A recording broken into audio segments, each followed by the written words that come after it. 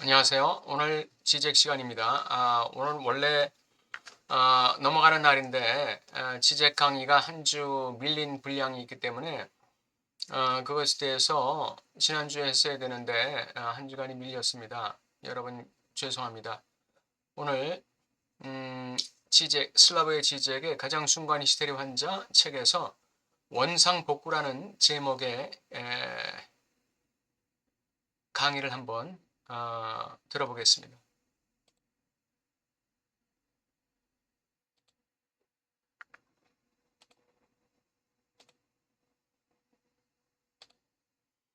네, 지적의 락강의 이론에 근거한 상징화 3단계 강의를 지난주에 이어서 다시 한번 구체적으로 얘기하고 있습니다. 오늘은 원상복구라는 개념이 중요한데요. 이거는 상징화 단계 중에서 3단계에 해당되는 것입니다.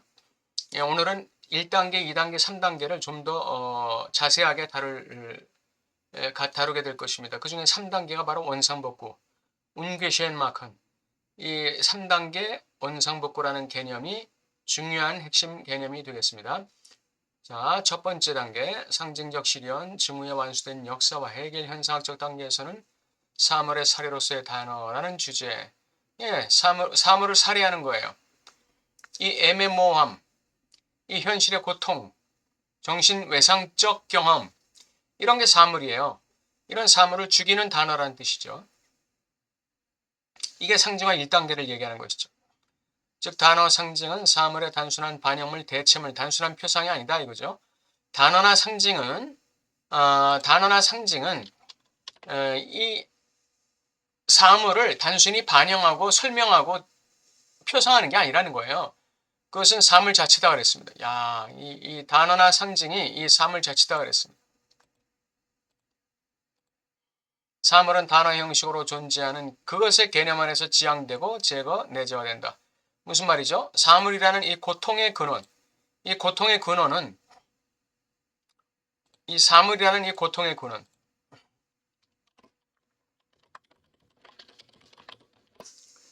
고통의 원인,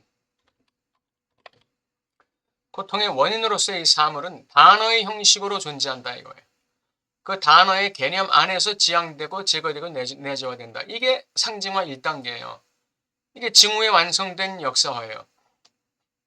증후, 이 그 고통스러운 증후에 완성된 역사와 상징화. 이것이 상징화 1단계입니다. 사물의 사례로서의 단어. 사물은 단어 안에서 지향되고 제거된다. 사물은 단어 안에서, 개념 안에서 지향되고 제거, 내재화된다 이거예요. 개념, 그것은 해결적 관점에서 사물의 시간이다. 왜 사물의 시간이냐? 사물에게 시간을 주는 개념이기 때문에 그래요. 그것은 사물을 대체하기 위해 온다. 개념은 사물이 거기에 있지 않으면서 있도록 만드는 것이다. 사물은 이미 지나간 거예요. 과거의 것이에요. 나를 고통스럽게 했던 어떤 것이에요. 근데 그것에 개념이 입혀짐으로써 사물의 시간이 만들어진다는 것입니다. 사물의 역사성이 이루어진다는 것입니다. 그 전까지는 비역사화된 시간이었어요. 그 전까지는 사물이라는 건 나의 인생에서 비역사화된 시간이었어요. 그런데 개념이 사물에게 입혀짐으로써 상징과 단어가 사물에게 입혀짐으로써 그 사물이 시간성을 갖게 되는 거예요. 시간성을 갖게 돼요. 그게 사물의 시간이에요. 이 시간성을 갖게 되는 건데 시간성을 갖게 되는 것을 역사화된다 이렇게 얘기해요. 사물의 역사화.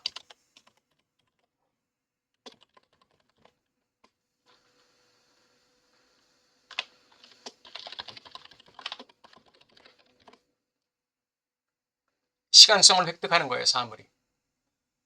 개념은 사물이 거기 있으면서 있지 않도록 만드는 것입니다. 있지 않으면서도 있도록 만드는 것이에요. 개념이 사물을 있게 만드는 거예요. 개념이 사물을 역사 속에 진정으로 존재하게 만드는 것이죠. 개념이 바로 사물을 시간성을 갖게 만드는 것이죠. 그것이 바로 있도록 만드는 것이란 뜻이에요. 차이 안의 이 동일성은 개념과 사물의 관계를 특징 짓는다. 개념이 그걸 사물이에요. 근데 100% 맞진 않아요. 차이가 있어요. 근데 차이 안에도 동일성이 있어요. 이 차이 안의 동일성. 이 차이 안의 동일성. 이게 개념과 사물의 관계를 특징지어요.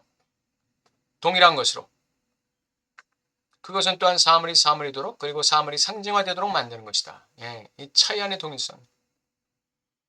100% 동일하진 않지만 사물에게 개념을 입혀줌으로써 개념의 옷을 입혀줌으로써 사물이 사물이 되게 만들고 즉 사물이 역사성, 시간성을 갖게 만들어주고 사물이 상징화되게 만드는 거예요. 역사적 사실이 상징화되게 만드는 거예요. 이 징후를 만드는 이 사실이 객관적 사실이 상징화되게 만드는 거예요. 나의 객관적 역사가 지금까지 비역사화되어 있었던 그 역사가 역사화되면서 그 역사적 사실이 이제는 상징화되는 거예요. 죽음의 충동을 따라서 사물이 상징화되는 순간 자신의 즉각적 육체적 현실 안에서 소멸되는 것을 의미한다. 사물은 자신의 즉각적 육체적 현실 안에 있으면 안 돼요. 상징화 안에 있어야 돼요. 자신의 개념 안에 있어야 돼요.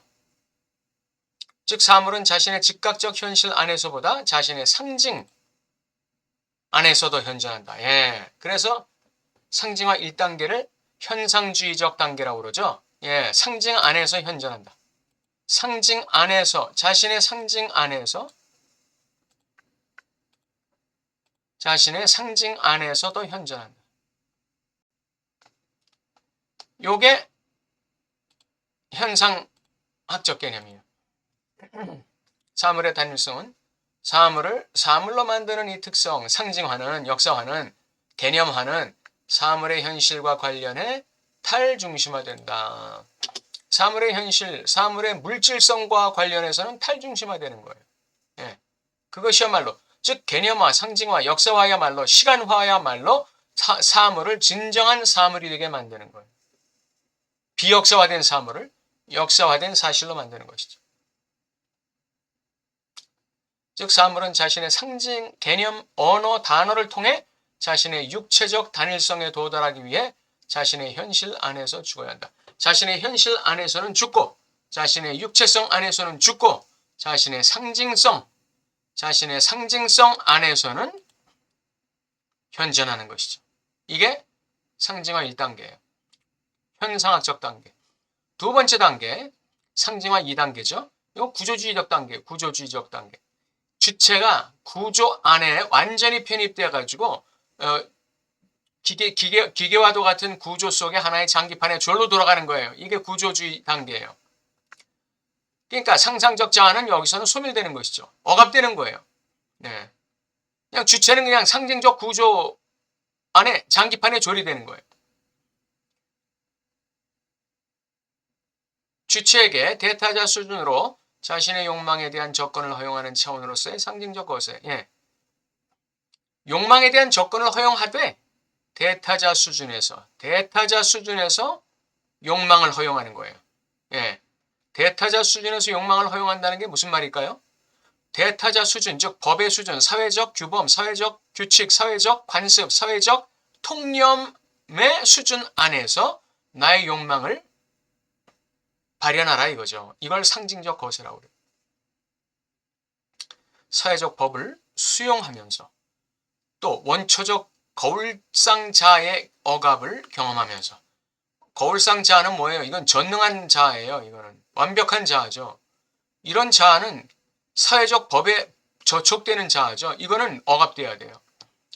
상징적 거세를 받아야 돼요. 이거는 대타자라는 사회적 초자아에 의해서 거세를 받는 것이죠.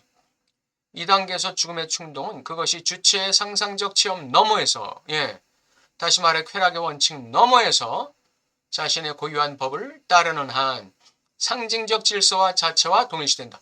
상징적 질서 자체와 동일시되는 거예요. 2단계에서의 죽음의 충동의 성격은 이런 것이에요. 2단계, 이 상징화 2단계에서의 죽음의 충동이라는 것은 바로 상징적 질서 자체에 동일시되는 거예요. 이렇게 동일시가 잘 된 사람들이 있어요. 이게 누군가요? 이게 조폭 세계 아니에요? 조폭? 또 일진, 또 이 뭐죠? 일본의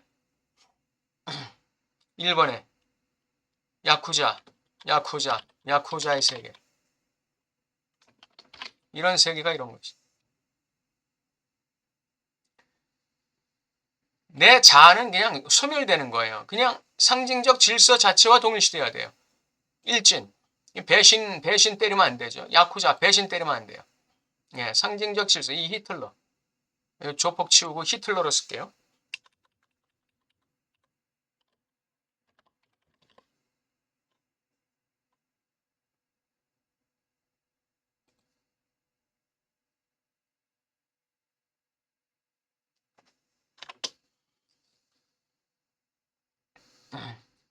이, 이 공산주의, 이런 거, 공산.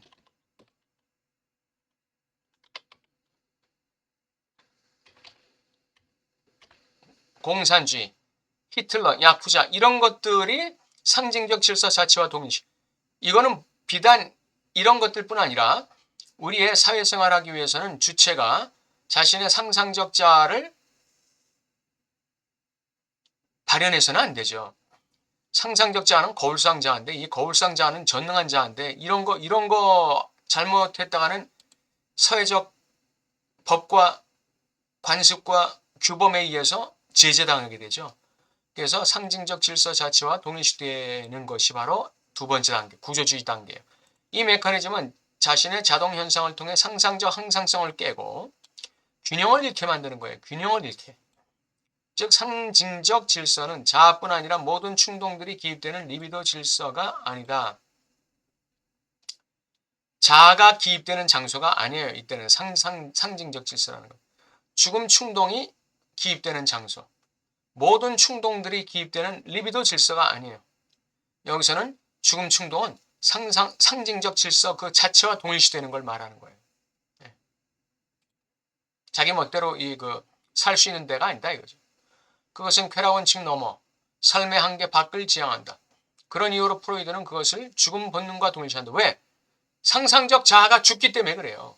상상적 자아를 죽여야만 상징적 질서에 내가 동일시될 수 있기 때문에 죽음의 본능은 그렇게 해석되는 것이죠. 상징적 질서는 자아의 구조를 비롯해 상상적인 모든 영역을 포함하는 리비도 질서에 배척된다. 예, 이 상징화 2단계는 상징적 질서에 동일시되는 거기 때문에 이 자아의 구조는 상상계예요. 그래서 상상계의 모든 영역을 포함하는 리비도 질서는 이 상징적 질서에 포함될 수가 없어요. 다 배척되는 거예요. 그리고 죽음의 본능은 상징적 질서의 가면일 뿐이다. 예. 세 번째 단계, 이 원상복구 단계. 세 번째 단계는 환상의 횡단, 대타지 안에 구멍을 막는 대상의 추락. 그러나 우리는 죽음의 충동이란 수단을 선호할 수 있다. 왜냐하면 여기서도 죽음의 충동을 선호할 수 있어요. 왜냐하면 죽음의 충동과 상징적 질서 사이의 관계는 락강의 이론에서 상수로 머물면서 이론의 각 단계들에서 전혀 다른 방식으로 표현되기 때문이다. 그럼 이 죽음의 충동은 그러면 2단계에서는 상징적 질서와의 동일시로 표현됐는데 이 3단계에서는 그럼 이 죽음의 충동이 어떤 방식으로 표현되느냐? 이제 그게 이제 중요한 것이죠.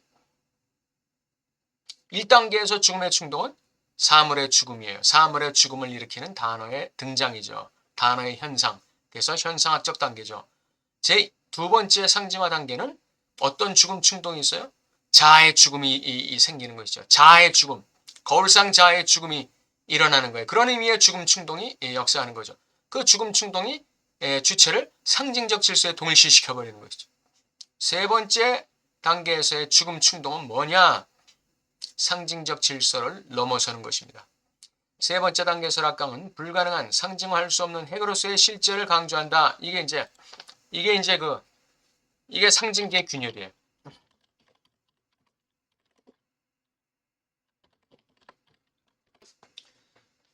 이 상징계 2단계에서는 상징 질서와 동일시했는데 3단계에서는 상징계의 결여, 상징계의 균열, 상징계의 틈이 강조되는 거예요.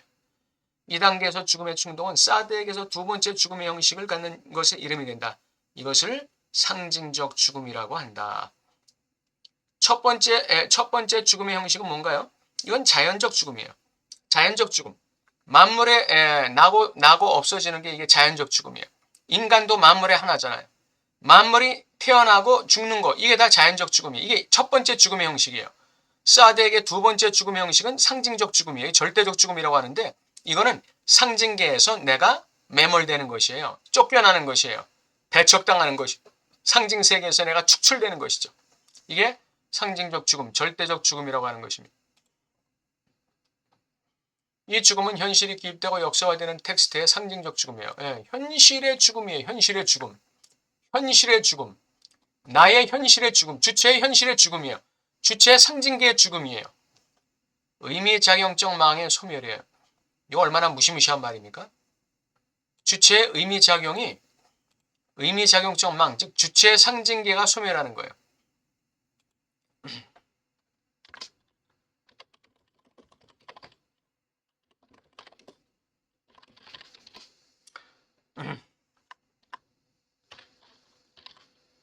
주체의 상징계가 소멸되는 거예요. 굉장히 이거는 한 인간의 죽음을 얘기하는 것이죠.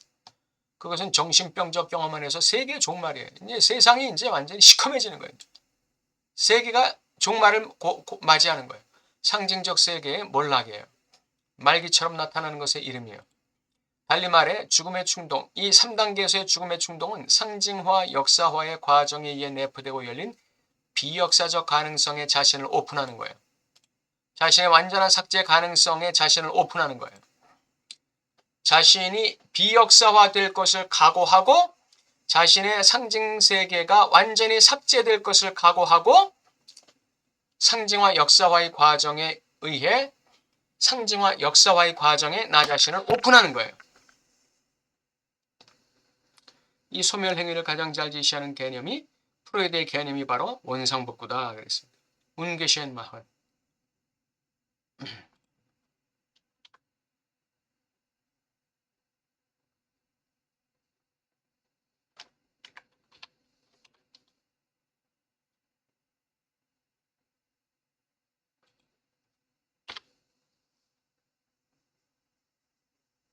이 프로이드의 개념.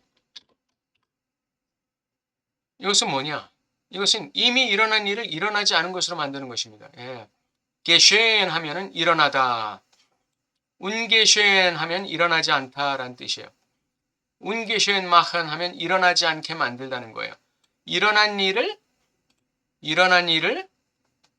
일어나지 않은 것으로 만든다 이거죠. 또는 보다 짧게는 소급적 폐지다. 그리고 해겔이 동일한 용어인 원상복구를 정신의 최고 힘으로 정의한 것은 단순한 우연이상이다. 과거를 부수는 이 힘은 상징적 수준에서만 구상될 수 있다. 예, 상징적 수준에서 상징계의 균열을 뚫고 나아갈 때 이러한 비역사의 가능성, 자신의 삭제 가능성이 열리는 거예요.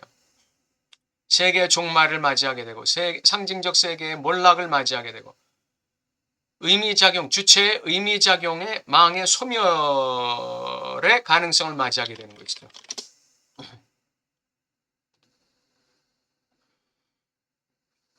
즉 즉각적 삶에서 그것의 순환에서 과거는 과거일 뿐이고 부인할 수 없는 그런 것이다. 예, 일어난 일은 일어난 일이에요. 과거는 과거예요. 사건은 사건이고 일어난 일은 일어난 일이에요. 사실은 사실이에요. 그러나 우리가 텍스트로서의 상징적 흔적들의 망으로서의 역사의 수준에 있으면 다시 말하면 우리가 개념의 수준에 있고 새로운 상징, 실제계적 상징을 향해서 우리가 오픈하고 있으면 우리는 이미 일어난 일을 일어나지 않은 것으로 만들 수 있다. 과거를 소멸시킬 수 있다. 내 상징계가 망했잖아요. 내 상징계가 흔들렸잖아요. 그러나 그 상징계를 흔들리는 상징계를 커버하고도 남음이 있는 새로운 상징을 향해서 나는 달려가는 거예요. 새로운 상징, 실제계적인 상징을 맞이함으로써 나는 지금까지의 내 상징계적 상징적 상징계, 나의 상징적 상징계를 삭제시키고 실제적 상징을 맞이함으로써 나의 주체의 일어난 일을 일어나지 않은 것으로 원상 복귀할 수가 있는 거예요. 원상 회복시킬 수가 있는 거예요. 내가 삭제됐지만 삭제되지 않은 것처럼 원상 복구시킬 수 있다 이거예요. 해결형으로는 뭐예요? 자기 동일성으로 회귀하는 것이죠. 자기 동일성으로 회귀하는 거예요. 근데 그때의 자기 동일성은 das 너의 수브젝트가 되는 것이죠. 새로운 주체가 되는 것이죠. 부정성의 가장 높은 현현인 원상복구를 우리는 따라서 죽음 충동의 해결적 판본이라고 말할 수 있다. 그것은 오히려 변증법적 과정의 핵심 계기를 가리킨다. 그게 뭐냐? 이 계기는 우리가 부정의 부정이라고 부르는 것이다. 네, 부정의 부정이에요. 내 상징계가 부정당했을 때 그 부정당한 상징계 위에 두 발을 딛고 새로운 상징을 향해서 내 마음을 열고 받아들일 때 그게 부정의 부정이에요. 종합안에서의 반명제의 전복. 종합안에서의 반명제의 전복. 명제는 상징계였어요. 반명제는 뭐였어요? 나의 상징계의 종말이었어요. 나의 상징계의 소멸이었어요. 근데 그것을 어떻게 해요? 전복시키는 것이에요. 다시. 네, 새로운 상징을 받아들임으로써 전복시키는 것이죠. 즉 종합의 고유한 화해는 분열의 초월, 무슨 분열을 초월한다든지 분열을 중지시킨다든지 분열을 넘어서 어느 그 어떤 다른 장소로 이행한다든지 그런 게 아니에요. 종합이라는 건. 그거는 전부의 분열이 없었던 것으로 만드는 소급적 확인. 이게 부정의 부정이지. 이게 종합 안에서의 반명제의 전복이에요. 전부의 분열, 상징계 소멸이 있었는데 그거를 없었던 것처럼 만드는 소급적 확인 안에 있다. 뭐가? 화해가. 종합의 고유한 화해가. 지적이 말하는 이 화해라는 거는 해겔의 개념 안에서 부정의 부정이라는 거는 종합 안에서의 반명제의 전복이라는 거는 바로 전부의 분열이 없었던 것으로 만드는 소급적 확인 안에 있다는 게 그래서 원상복구라는 거죠.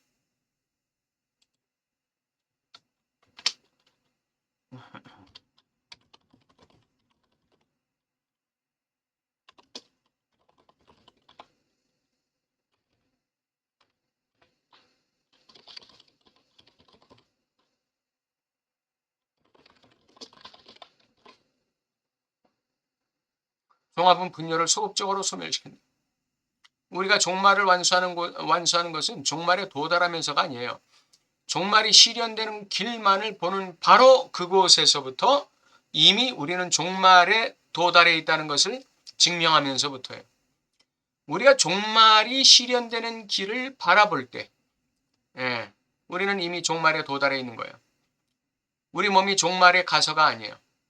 우리가 바라보는 그 시점에 벌써 우리는 종말에 가 있는 거예요. 앞으로 가면서 우리는 아직 그곳에 없었다. 하지만 갑자기 우리는 이미 언제나 그곳에 있었다. 종말에 있었다는 거예요. 미래에 있었다는 거예요. 미래의 어떤 타이밍에 있었다는 거예요. 우리가. 그 이행의 순간을 한정할 수도 없이 너무 이루면 갑자기 너무 늦음으로 이행한다. 너무 이루면 이미 가 있어요. 아직 안 갔는데 가 있어요. 그것은 이미 너무 늦음으로 이행하는 거예요. 이 너무 이름과 너무 늦음의 변증법. 우리가 아직 안 갔어요. 우리는 너무 늦게 있어요, 지금. 근데 우리는 이미 너무 이르게 가 있는 거예요. 그렇게 반대로 설명할 수도 있어요. 너무 이름과 너무 늦음의 변증법. 우리가 종말을 바라보는 그 순간에, 다시 말하면 나의 삶의 역사화를 바라보는 그 순간에 우리는 이미 역사화된 그 자리에 있다는 거예요.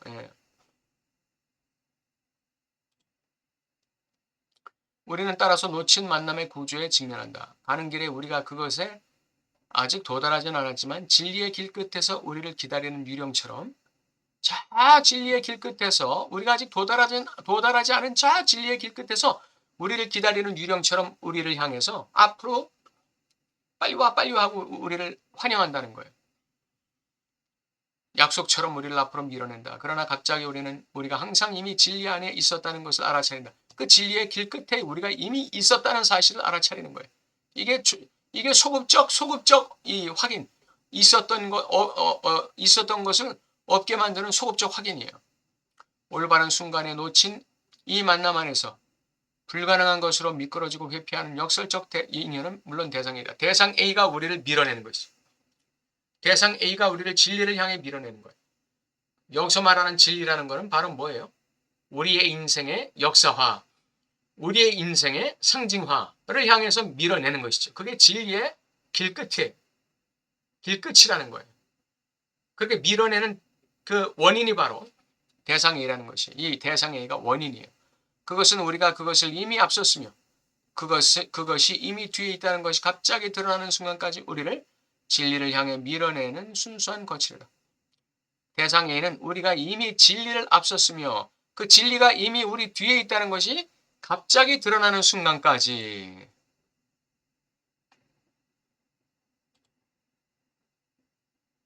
소급적 확인, 소급적 확인. 드러나는 순간까지 우리를 진리를 향해 밀어내는 순수한 거칠이에요. 이게 대상 A, 역설적 인유.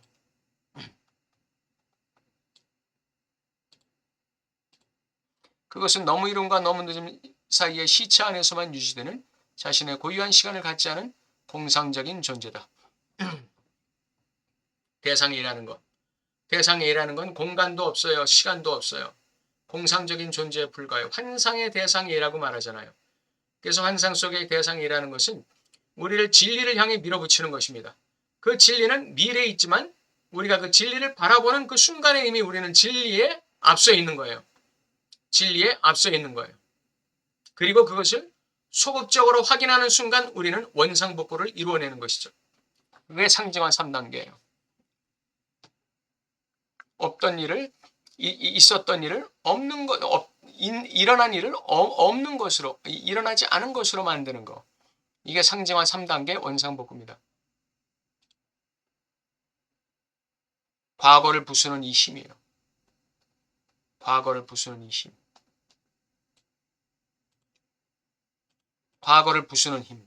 과거의 나의 트라우마를 부수는 힘. 과거의 나의 어떤 그 몰락과 좌절을 부수는 힘. 이것이 상징적 수준에서만 구성될 수 있다. 이것이 일어났는데, 내 삶에서 일어났는데 이 일어난 것을 일어나지 않은 것처럼 만들 수 있다는 거예요. 그게 원상복구예요. 그리고 현재의 나의 상징적 세계가 몰락하는 그런 위기 속에서 내가 새로운 상징화, 새로운 역사화에 마음을 열고 나의 정신의 문을 열고 새로운 상징을 지향하는 한에서 우리는 이미 원상복구를 이루어낸 거예요.